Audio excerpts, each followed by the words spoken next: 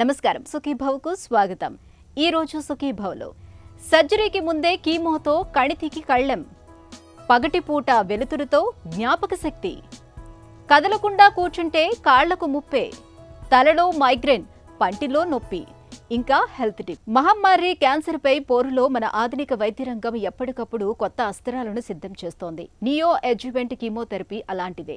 సాధారణంగా cancer గడ్డను surgery చేసి తొలగించాక ఆపై కీమోథెరపీ ఇస్తారన్న విషయం మనకు తెలిసిందే. అయితే ఇందుకు భిన్నంగా సర్జరీకి ముందే కీమోథెరపీ ఇచ్చి ఆ ప్రమాదకరమైన కణితి పరిమాణాన్ని బాగా తగ్గించడమే నియో అడ్జువెంట్ కీమోథెరపీలోని అంతఃసూత్రం. నియో అడ్జువెంట్ కీమోథెరపీ గురించిన పూర్తి వివరాల్ని ఇప్పుడు తెలుసుకుందాం.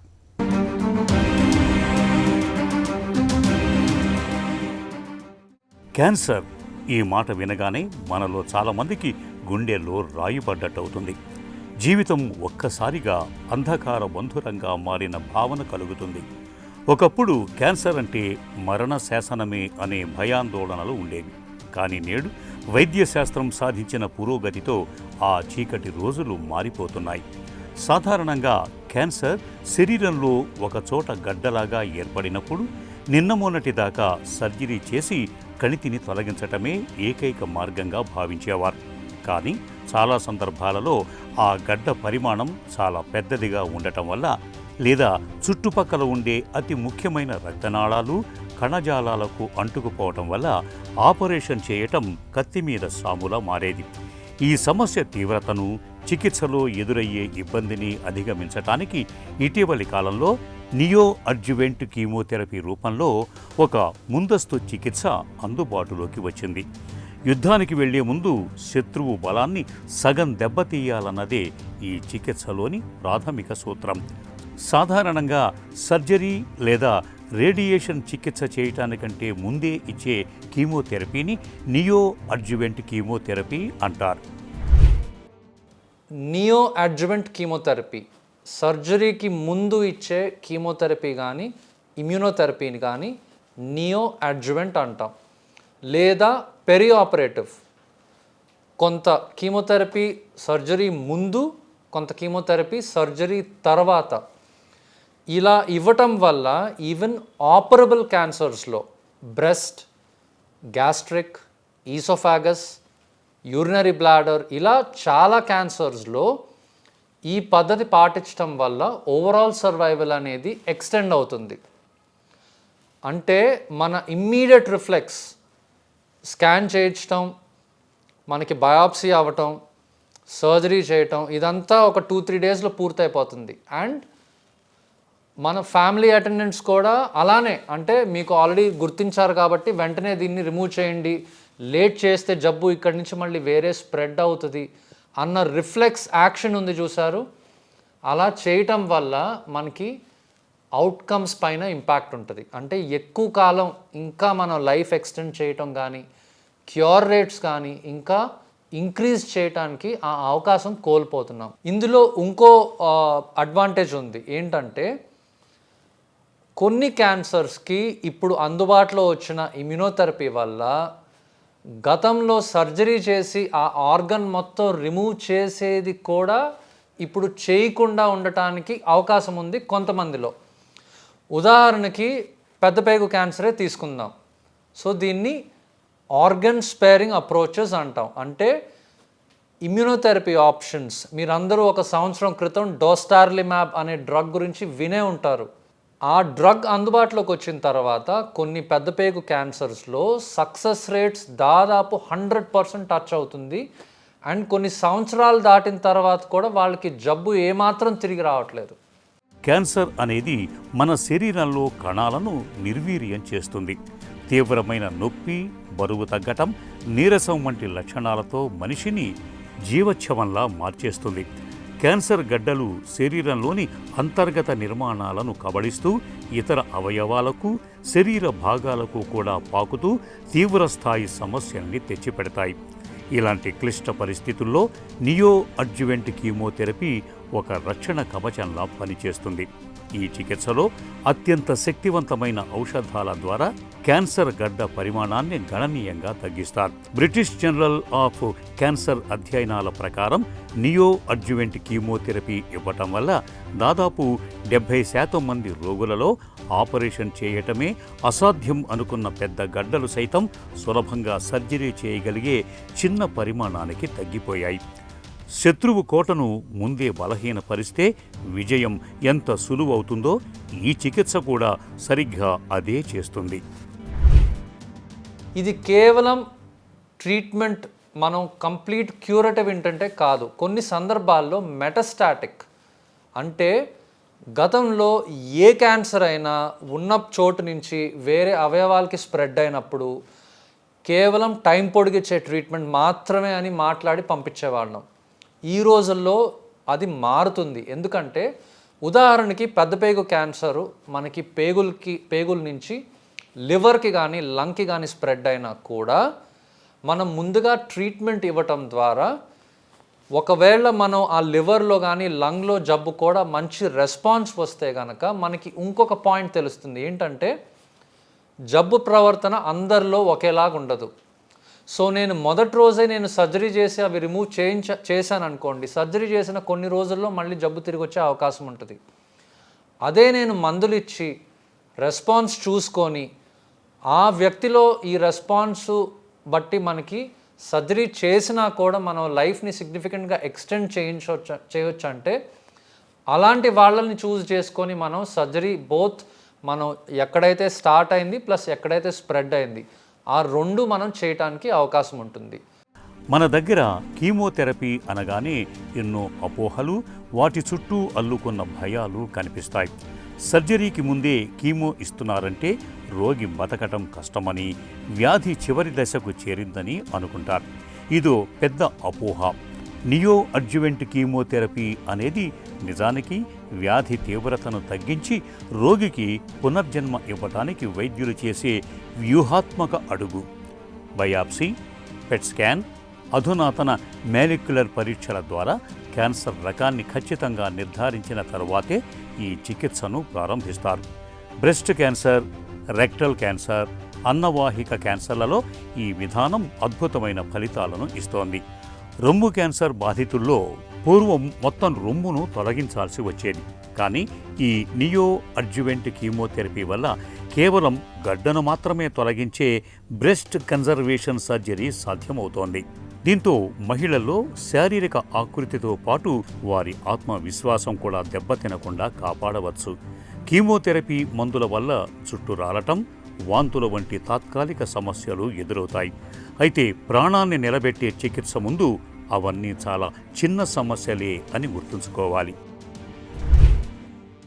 ఈ నియో అడ్జువెంట్ అప్రోచ్ కేవలం క్యాన్సర్ ప్రకారమే కాదు, మనం బయాప్సీ చేసిన తర్వాత కొన్ని మాలిక్యులర్ టెస్ట్స్ ఆధారంగా కూడా డిసైడ్ చేస్తాం.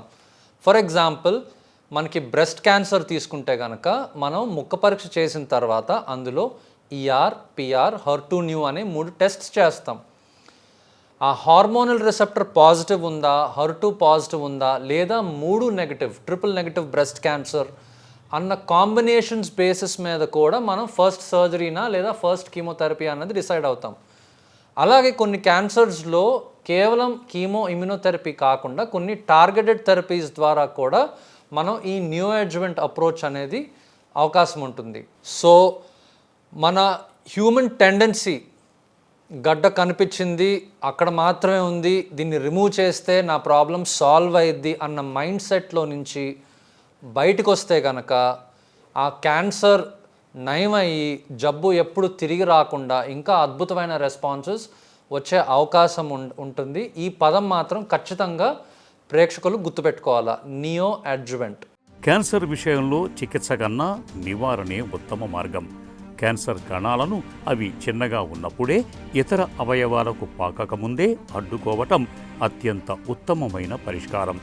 నియో అడ్జువెంట్ కీమోథెరపీ కేవలం కంటికి కనిపించే గడ్డను తగ్గించటమే కాదు, రక్తంలో ఎక్కడైనా దాక్కున్న సూక్ష్మ క్యాన్సర్ కణాలను కూడా వెతికి మరీ నాశనం చేస్తుంది.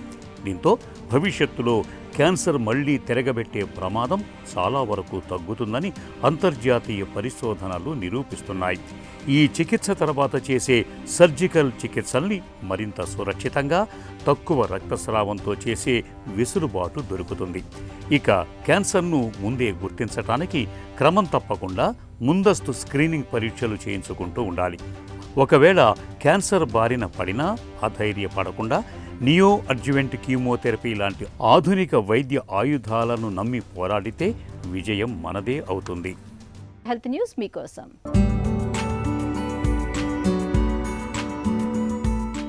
రోజులో కనీసం అరగంట పాటైనా పగటిపూట వెలుతురులో గడిపితే భవిష్యత్తులో మతిమరుపు వచ్చే అవకాశాన్ని 40% వరకు తగ్గించుకోవచ్చని అంటున్నారు శాస్త్రవేత్తలు.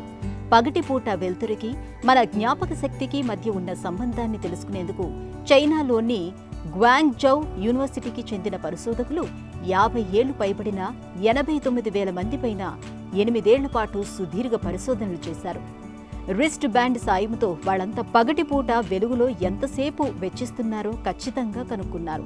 వేళ్లలో కనీసం అరగంట పైన పగటి వెలుగులో గడిపిన వారిలో జ్ఞాపక శక్తి తగ్గకపోవటాన్ని గమనించారు.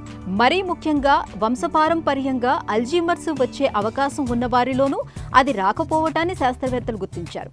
ఇందుకు కారణాన్ని అన్వేషించినప్పుడు పగటి వెలుతురు రాత్రిపూట మనలో మెలటోనిన్ హార్మోన్ విడుదల అవ్వడానికి కారణమై మంచి నిద్రను పట్టేటట్టు చేస్తుంది. నిద్రలో మెదడు తనకు అవసరం లేని వ్యర్థ ప్రోటీన్లను బయటకు నెట్టేసి డెమెన్షియా, అల్జీమర్స్ వంటి వ్యాధులు రాకుండా తనని తాను కాపాడుకుంటుంది. దీనితో పాటు పగటిపూట సూర్యరశ్మి మన శరీరానికి తగలడం వల్ల లభించే విటమిన్ డి మెదడులోని న్యూరాన్ల పనితీరును మెరుగుపరుస్తుంది. అలాగే సహజ సిద్ధమైన వెలుతురు మన శరీర జీవ గడియారాన్ని క్రమబద్ధీకరించి మానసిక ఒత్తిడిని, డిప్రెషన్ను గణనీయంగా తగ్గిస్తుంది. కాబట్టి రోజంతా ఏసీ గదుల్లో కృత్రిమ లైట్ల మధ్య గడిపేసే ఆధునిక జీవన శైలిని కాస్త పక్కన పెట్టాలి. ఉదయం లేదా సాయంత్రం వేళల్లో కాసేపు ఆరు బయట నడవడం లేదా ఎండ తగిలేలా కూర్చోవటం అలవాటు చేసుకోవాలి.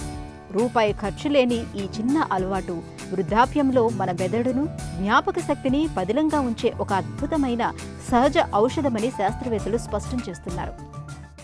రోజుకు ఒక ప్యాకెట్ సిగరెట్లు ఊదేయటం ఎంత ప్రమాదమో మనకు తెలిసిందే. అయితే గంటల తరబడి కుర్చీలో కదలకుండా కూర్చోవటం అంతే ప్రమాదమని మీకు తెలుసా?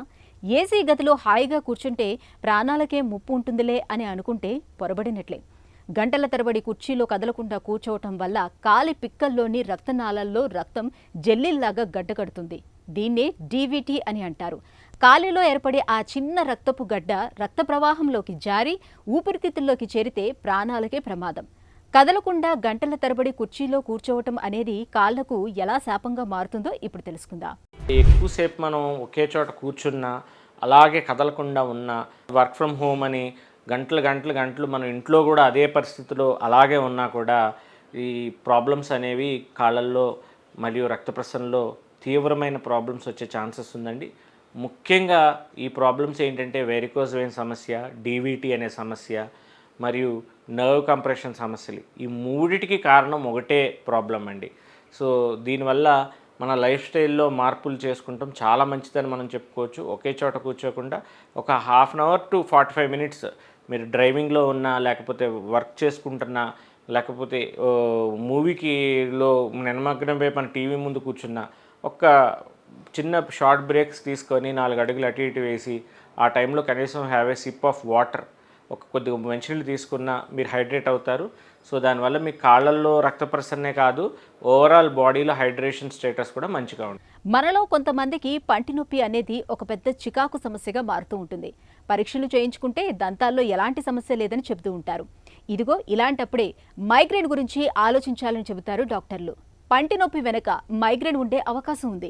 మైగ్రేన్ అనేది కేవలం తలకే పరిమితం కాకుండా ముఖంలోని నరాల ద్వారా పళ్లల్లోకి కూడా పాకే అవకాశం ఉంటుంది. చిత్రంగా అనిపించే ఈ రకమైన పరిస్థితిని టూత్ మైగ్రేన్గా పిలుస్తారు. పంటి నొప్పికి మైగ్రేన్కు మధ్య సంబంధం గురించిన ఆసక్తికరమైన అంశాల గురించి డాక్టర్ని అడిగి ఇప్పుడు తెలుసుకుందాం. మైగ్రేన్కు పంటి నొప్పికి ఏమైనా సంబంధం ఉందా? సో చాలాసార్లు మైగ్రేన్ అనేది తలలోనే కాకుండా పళ్ళల్లో కూడా చూపించవచ్చు. అలాగే అబ్డామినల్ మైగ్రేన్ అంటారు. అబ్డామినల్ మైగ్రేన్ అంటే కడుపు నొప్పిలాగా వస్తుంది అనమాట. సో మైగ్రేనే తలలో కాకుండా కడుపులో నొప్పి రూపంలో తెలియజేయచ్చు. దాన్ని అబ్డామినల్ మైగ్రేన్ అంటారు. అట్లాగే మిడ్ ఫేషియల్ మైగ్రేన్ అంటే ఏంటంటే మైగ్రేనే పళ్ళలోకి చూపిస్తుంటుంది అనమాట. సో దీన్ని మిడ్ ఫేషియల్ మైగ్రేన్ అంటారు. సో దీన్ని పన్ను నొప్పిగా భావించి పన్నుకి ట్రీట్మెంట్ చేసినందువలన ఎటువంటి ప్రయోజనం ఉండదండి. ముఖ్యంగా హిస్టరీ తీసుకొని ఇది పంటి నుంచి వచ్చే పన్ను నొప్పి కాదు, ఇతర అవయవాల నుంచి వచ్చే పంటి నొప్పి అని గ్రహించడం అనేది చాలా ముఖ్యం. మైగ్రేన్ నొప్పిని, పంటి నొప్పిని ఎలా గుర్తించాలి? చాలామంది పేషెంట్లు పన్ను నొప్పితో మా దగ్గరికి వస్తుంటారండి. సో పన్ను నొప్పితో వచ్చినప్పుడు ముఖ్యంగా మేము చేయాల్సింది ఏంటంటే ఈ పంటి నొప్పికి కారణం ఏంటి అని ఐడెంటిఫై చేయడం. సో దీనికి ఏం చేస్తామంటే ఎక్స్రేలు తీస్తాము, హాట్ టెస్ట్ అంటారు, కోల్డ్ టెస్ట్ అంటారు, పంటి వైటాలిటీ టెస్ట్ అంటారు. అలాగే పన్నుని ట్యాప్ చేసి చూస్తాం, చుట్టూతో కేర్ఫుల్గా అబ్జర్వ్ చేస్తాం, ఏంటి ఎందువలన ఈ పన్ను నొప్పి వస్తుందని ఐడెంటిఫై చేయడం ముఖ్యం అనమాట. సో ఒకవేళ పంటి నొప్పి పంటి యొక్క ఆ భాగాల నుంచి రానట్లయితే అది ఇతర అవయవాల నుంచి వస్తుంది అని చెప్పి గుర్తించడం జరుగుతుంది. ఇతర అవయవాలంటే ముఖ్యంగా ఎక్కువగా మనం చూసేది ఏంటంటే పక్కన ఉన్న మజిల్స్ నుంచి వస్తుంది. సో అలా పక్కన ఉన్న మజిల్స్ నుంచి వచ్చినట్లయితే ఆ మజిల్ని టచ్ చేసో లేదా మజిల్ని టెస్ట్ చేయడం వల్ల ఈ మస్క్యులర్ పెయిన్ వల్ల పన్ను నొప్పి వస్తుందని చెప్పి ఐడెంటిఫై చేయడం కూడా జరుగుతుంది. ఇదే కాకుండా చాలాసార్లు మైగ్రేన్ లాంటి తలనొప్పుల వల్ల కూడా పంటి నొప్పి వచ్చే అవకాశం ఉంది. దీన్ని మిడ్ ఫేషియల్ మైగ్రేన్ లేదా ఫేషియల్ మైగ్రేన్ అంటారు. సో ఇలా మిడ్ ఫేషియల్ మైగ్రేన్ వచ్చిన వాళ్ళకి ఎందువల్ల ఈ మైగ్రేన్ అంటే ఈ మైగ్రేన్ పెయిన్ యొక్క హిస్టరీ తీసుకోవడం అనేది ముఖ్యం అన్నమాట. చాలామందికి కొన్ని లక్షణాలు ఉంటాయి. ఎండలోకి వెళ్ళినప్పుడు నొప్పి రావటం, తలనొప్పి రావటం, అలాగే ఆకలిగా ఉన్నప్పుడు తలనొప్పి రావటం, అలాగే సౌండ్లు ఎక్కువ ఉన్నప్పుడు ఇరిటేట్ అవ్వటం, లేకపోతే లైట్ ఎక్కువ ఉన్నప్పుడు ఇరిటేట్ అవ్వటం. సో ఈ లైట్ ఎక్కువ ఉన్న, సౌండ్ ఎక్కువ ఉన్న వాళ్ళకి నొప్పి రావడం చూస్తుంటాం అనమాట. సో ఇలాంటి మైగ్రేన్ లక్షణాలు ఉన్నాయా లేదా అనేది హిస్టరీ ద్వారా తెలుస్తుంది. హిస్టరీ తరోగా తీసుకొని ఇది మైగ్రేన్ సంబంధించిన నొప్పి అంటే ఈ మైగ్రేన్ నొప్పి మిడ్ ఫేషియల్ అంటే ఫేషియల్ రీజియన్లో పళ్ళలో వస్తుంది కాబట్టి మిడ్ ఫేషియల్ మైగ్రేన్ అని ఐడెంటిఫై చేసి ఆ మైగ్రేన్ తాలూకు ట్రీట్మెంట్ చేసినట్లయితే ఈ పన్ను నొప్పి కూడా తగ్గిపోతుందండి. మైగ్రేన్ కారణంగా వచ్చే పంటి నొప్పి లక్షణాలు ఎలా ఉంటాయి? ఫోటోఫోబియా అంటారు అన్నమాట. అంటే ఎక్కువ లైట్ పడినప్పుడు వాళ్ళు ఆ లైట్ని తీసుకోలేరండి. సో దానివల్ల ఈ హెడేక్ స్టార్ట్ అవుతుంది, లేకపోతే ఈ పంటి నొప్పి స్టార్ట్ అవుతుంది. అలాగే ఫోనోఫోబియా అంటే సౌండ్లు ఎక్కువైనప్పుడు, బాగా హెవీ సౌండ్స్ ఉన్నప్పుడు, heavy loud voices, loud sounds విన్నప్పుడు కూడా వీళ్ళకి ఈ నొప్పి స్టార్ట్ అవుతుంది అనమాట. అలాగే వాళ్ళకి పడని ఫుడ్స్ కొన్ని ఉంటాయండి, కొన్ని ఫుడ్స్ వల్ల ట్రిగ్గర్ అవుతుంది అనమాట. సో అలాంటి లక్షణాలు కొన్ని చూస్తుంటాం. అలాగే పెరీ మెన్స్ట్రువల్ అంటే ఈ పీరియడ్స్, మహిళల్లో ఈ పీరియడ్స్ టైంలో మైగ్రేన్ చాలామందికి వస్తూ ఉంటుంది. అలాంటి మైగ్రేన్ పళ్ళల్లో కూడా రావచ్చు అనమాట. సో ఇలా వచ్చినప్పుడు కూడా మైగ్రేన్కి సంబంధించిన లక్షణాల వల్ల పళ్ళ నొప్పి కూడా వస్తుంటుంది. మైగ్రేన్ ప్రేరేపించే కారణాల వల్ల పంటి నొప్పి కూడా ఎక్కువ అవుతుందా? ఈ కాఫీ టీ తాగినందువల్ల కొంతమంది ట్రిగ్గర్ అవుతుందండి. కొంతమందికి మైగ్రేన్ ట్రిగ్గర్ అయిన తర్వాత ఈ కాఫీ టీ తాగడం వల్ల తగ్గుతుంది కూడా. సో అలా రెండు రకాలుగా కూడా ఉండొచ్చు. అలాగే కొంతమంది స్వీట్ ఫుడ్ తింటారు అనమాట. స్వీట్ ఫుడ్ వల్ల ట్రిగ్గర్ అవ్వచ్చు. చాలాసార్లు ప్రాసెస్డ్ ఫుడ్ తింటుంటారు. ప్రాసెస్డ్ మీట్, ముఖ్యంగా ప్రాసెస్డ్ మీట్ తినటం వల్ల కూడా చాలామందికి ఈ మైగ్రేన్ ట్రిగ్గర్ అవుతూ ఉంటుందన్నమాట. అలాగే మెన్స్ట్రల్ ఫేజ్లో ఉన్నప్పుడు మహిళల్లో ఈ మెన్స్ట్రేషన్ సైకిల్లో ఉన్నప్పుడు ఆ 2-3 రోజులు, ఒక రోజు ముందు అట్లా ఈ మైగ్రేన్ ట్రిగ్గర్ అవ్వచ్చండి. సో మైగ్రేన్ ట్రిగ్గర్ అయినప్పుడు కూడా మనకి నొప్పిలాగా చూస్తుంటాం. అలాగే చాలామందికి ఫోటోఫోబియా అంటే ఫోటో సెన్సిటివిటీ, ఎక్కువ ఎండలో తిరగటం వల్ల, లేకపోతే బాగా విపరీతమైన లైట్ ఉన్న ప్రాంతాల్లో వెళ్ళటం వల్ల కూడా మైగ్రేన్ ట్రిగ్గర్ లాగా వస్తుందన్నమాట. అంటే మైగ్రేన్ తలనొప్పి స్టార్ట్ అవుతుంది అన్నమాట. అలాగే లౌడ్ సౌండ్స్ విన్నప్పుడు కూడా చాలామందికి స్టార్ట్ అవుతుంది. చాలామందికి ఈ ఆల్కహాల్ తీసుకున్నప్పుడు చాలామందికి మైగ్రేన్ ట్రిగ్గర్ అవుతుంటుందండి. సో ఏదేమైనా కానీ వీటి వల్ల నొప్పి వస్తుంది, తలనొప్పి వస్తుంది, లేకపోతే పంటి నొప్పి వస్తుంది అంటే మైగ్రేన్ ట్రిగ్గర్స్గా మనం అనుమానించి వాళ్ళని ఒక ఫుడ్ డైరీ లేకపోతే పెయిన్ డైరీ మెయింటైన్ చేయమని చెప్తాం అన్నమాట. సో వీటి ద్వారా మనం ఐడెంటిఫై చేసి మైగ్రేన్ మెడికేషన్ వాడినట్లయితే కంప్లీట్గా ఈ నొప్పి నుంచి ఉపశమనం లభిస్తుంది. మైగ్రేన్ చికిత్సలో భాగంగా మందులు తీసుకున్న తర్వాత పంటి నొప్పి కూడా తగ్గుతుందా? మిడ్ ఫేషియల్ మైగ్రేన్ లాగా ఎప్పుడైతే గుర్తిస్తామో అప్పుడు దానికి సంబంధించిన మందులు వాడటం వల్ల నొప్పి తగ్గిపోతుందండి. సో నొప్పి తగ్గినప్పుడు ఆటోమేటిక్గా పంటి నొప్పి కూడా తగ్గిపోతుంది అన్నమాట. సో ఈ పంటి నొప్పి మైగ్రేన్ వల్ల వస్తుంది కాబట్టి మైగ్రేన్కి సంబంధించిన ఎప్పుడైతే మనం మెడిసిన్స్ వాడతామో ఆ నొప్పి తగ్గిపోతే ఆటోమేటిక్గా ఈ నొప్పి కూడా తగ్గిపోతుంది అనమాట. చాలాసార్లు పెయిన్ కిల్లర్స్ ఉంటాయండి. పెయిన్ కిల్లర్స్ వల్ల మైగ్రేన్ నొప్పి తగ్గిపోతుంది. అలాగే మైగ్రేన్ స్పెసిఫిక్ మెడికేషన్ ఉంటాయి అన్నట్టు. మెడికేషన్స్ కొన్ని ఉంటాయి, వాటిని ట్రిప్టాన్స్ అంటారు. ఆ ట్రిప్టాన్స్ వాడటం వల్ల కూడా చాలా వరకు మైగ్రేన్ లక్షణాల నుంచి మనం ఉపశమనం పొందుతాము. ఎప్పుడైతే మిడ్ ఫేషియల్ మైగ్రేన్ ఉందో, ఈ మిడ్ ఫేషియల్ మైగ్రేన్ ఈ మైగ్రేన్ మెడిసిన్స్ వాడినప్పుడు ఎప్పుడైతే తగ్గిపోతుందో ఆటోమేటిక్గా పంటి నొప్పి కూడా తగ్గిపోతుంది. మైగ్రేన్తో పాటు పంటి నొప్పితో బాధపడుతున్న వారు ఎప్పుడు దంత వైద్యుడిని, ఎప్పుడు న్యూరాలజిస్టును సంప్రదించాలి? డెంటిస్ట్కి మైగ్రేన్కి ఏంటంటే సంబంధం అని చాలామంది అడుగుతుంటారండి. ఎప్పుడైతే మిడ్ ఫేషియల్ మైగ్రేన్ వల్ల పంటి నొప్పి రూపంలో పన్ను నొప్పి వస్తుంటుందో, లేకపోతే పన్ను జువ్వని లాగుతుంటుందో, చాలామంది పన్ను నొప్పి అనుకొని డెంటిస్ట్ దగ్గర రావడం జరుగుతుంది అన్నమాట. డెంటిస్ట్ పని ఏంటంటే ఈ పంటి నొప్పి కారణం పన్నా, లేకపోతే మైగ్రేన్ వల్ల ఈ పన్ను నొప్పి వస్తుందని గుర్తించడం అనమాట. సో చాలాసార్లు చాలామంది ఈ పాయింట్లో మిస్ అవుతుంటారండి. దీనికి ప్రత్యేకంగా ఓరోఫేషియల్ పెయిన్ స్పెషలిస్ట్ అని ఉంటారు. వాళ్ళు దీన్ని ఐడెంటిఫై చేసి ఈజీగా ఇది మైగ్రేన్ అని చెప్పి వాళ్ళు నిర్ధారించి న్యూరాలజిస్ట్కి రిఫర్ చేయడం జరుగుతుంది. న్యూరాలజిస్ట్ వాళ్ళ పరీక్షలు వాళ్ళు చేసి మైగ్రేన్గా కన్ఫర్మ్ చేసినట్లయితే దానికి సంబంధించిన చిన్న చిన్న మందులు వాడటం వల్ల మైగ్రేన్ నుంచి తద్వారా పంటి నొప్పి కూడా పూర్తిగా తగ్గించే ఒక గొప్ప అవకాశం ఉంటుందండి. మైగ్రేన్ కారణంగా వచ్చే పంటి నొప్పి గురించి ఎలాంటి అవగాహన అవసరం? సో మైగ్రేన్ తో బాధపడే వాళ్ళు చాలామంది వాళ్ళకి తెలుసు అనమాట ఎప్పుడు వస్తుంది మైగ్రేన్ అంటే. ఇది ఒకరోజు ఒకసారి వచ్చేది కాదు, వాళ్ళ జీవితాంతం చాలా సంవత్సరాలు కొనసాగే ప్రక్రియ అనమాట ఇది.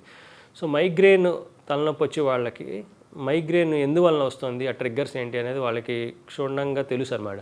సో అలా తెలిసిన వాళ్ళు ఆ ట్రిగ్గర్స్ని అవాయిడ్ చేయడం, అంటే సపోజ్ ఎండలోకి వెళ్ళినప్పుడు నాకు తలనొప్పి వస్తుంది అని తెలిసినప్పుడు ఎండను అవాయిడ్ చేయడం, అలాగే ఆకలి వేసినప్పుడు ఈ మైగ్రేన్ తలనొప్పి స్టార్ట్ అవుతుంది అన్నప్పుడు ఈ ఆకలి కలగకుండా సరైన సమయానికి ఆహారం తీసుకోవడం, ఇలాంటి ట్రిగ్గర్స్ని ఐడెంటిఫై చేసి మైగ్రేన్ తలనొప్పి రాకుండా చూసుకున్నట్లయితే మనకి మైగ్రేన్కి సంబంధించిన పంటి నొప్పి కూడా రాకుండా ఉంటుందన్నమాట. సో మైగ్రేన్లో ముఖ్యమైనది ఏంటంటే అవగాహన అనేది చాలా ఇంపార్టెంట్. పేషెంట్ బాగా ఈ మైగ్రేన్ లక్షణాల మీద పూర్తి అవగాహనతో ఉండాలి. అలా లేని వాళ్ళు ఏం చేయాలంటే ఇందాక నేను చెప్పినట్టు పెయిన్ డైరీ లేకపోతే ఫుడ్ డైరీ అనేది మెయింటైన్ చేయాలి. ఏ ఆహారం తీసుకుంటే మైగ్రేన్ వస్తుందని అని నిర్ధారణ జరిగితే ఆ ఆహారం తగ్గించడం మానేయడం చేయాలి. అలాగే ఏం చేయడం వల్ల నొప్పి వస్తుంది అని తెలుసుకున్నట్లయితే ఆ పని చేయకుండా ఉన్నట్లయితే మైగ్రేన్ నుంచి తప్పించుకునే అవకాశం ఉంటుందన్నమాట. సో మైగ్రేన్లో ఈ అవేర్నెస్ పేషెంట్కి ఉన్నట్లయితే చాలాసార్లు మైగ్రేన్ తలనొప్పి బారిన పడకుండా మనం సురక్షితంగా ఉండే అవకాశం ఉంటుందండి. పంటి నొప్పికి దంతక్షేమం ఒక్కటే కారణం అనుకుంటే పొరపాటే. కొన్నిసార్లు తలలో వచ్చే మైగ్రేన్ కూడా పంటి నొప్పిని తెచ్చిపెడుతుందని గుర్తుంచుకోవాలి. పంటి నొప్పి ఎంతకీ తగ్గినప్పుడు దానికి మైగ్రేన్ కారణం కావచ్చని అనుమానించాలి. ఇలాంటప్పుడు మైగ్రేన్కు చికిత్స తీసుకోవటం ద్వారా పంటి నొప్పిని కూడా తగ్గించుకోవచ్చు. ఇక ఈరోజు కార్యక్రమాన్ని ముగించే ముందు ఒక చిన్న చిట్కా మీకోసం. ఒంట్లో జీవక్రియల వేగం మందగించినప్పుడు ఒక గ్లాసు గోరువెచ్చటి నీటిలో అరచెక్క నిమ్మరసం, ఒక చెంచా తేనె, చిటికెడు జీలకర్ర పొడిని కలుపుకొని ఉదయాన్నే తాగడాన్ని అలవాటు చేసుకోండి. ఇది శరీరంలోని వ్యర్థాలను బయటకు పంపి మెటబాలిజంను పెంచడంలో తోడ్పడుతుంది.